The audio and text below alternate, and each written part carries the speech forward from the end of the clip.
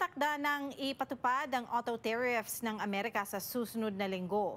Ang ilang Canadian politicians patuloy pa rin ang apela sa US. Gayunpaman, ang ilang Pilipino sa industriya patuloy daw binabantayan ang maaaring epekto nito sa kanila.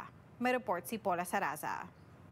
Kabilang daw ang pagbabago sa consumer behavior sa mga epektong dala ng ipapataw na taripa ni US President Donald Trump sa lahat ng auto imports mula Canada na nakatakdang ipatupad sa Abril. Because it's very uncertain, people too are very uncertain. So right now they're kind of like on the fence if they were to buy a car, if they were gonna to hold on their used car, or hold off on like buying a car or like buy a car now. So yung consumer behavior right now, it's kind of like uncertain and it fluctuates. Ayon kay Cheryl De La Cruz, business manager ng isang car dealership sa Ontario, bagamat hindi pa ramdam ng lahat ng dealership ang epekto ng nakaambang taripa, nababalot na ng katanungan ng mga kliyente kung panahon na nga bang bumili ng sasakyan o mag-trade-in. Pero pagdating naman sa presyo ng mga sasakyan ngayon, ani De La Cruz, all of the prices every year naman they increase, right? I don't know if consumer knows about that, but as the inflation goes up, so was the other products that we buy. Paliwanag ng isang ekonomista, ang trade imbalance ng US sa iba pang mga bansa ang posibleng dahilan sa mabigat na taripang nais ipatupad ni Trump.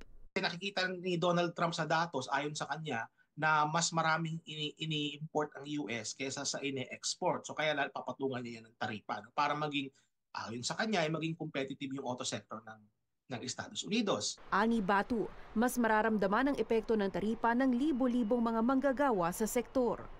Maraming mga bayan sa Canada na ang pinaka-main industry nila is yung car manufacturing, yung auto sector. Yan ang primary industry niya na nag-employ ng libo-libong mga Canadian.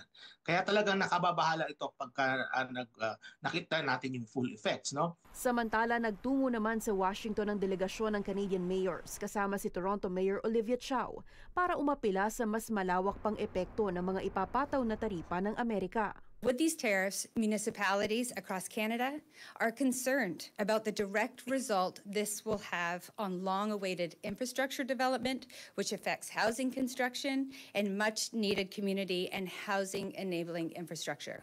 Natapos na ngayong araw ang phone call ni Liberal leader Mark Carney at Trump na inilarawan nilang extremely productive. We had a very good conversation. Mark called me today at 10 o'clock. We put out a statement. We had a very, very good talk. He's going through an election now, and we'll see what happens. Paula Saraza, Omni News, Toronto.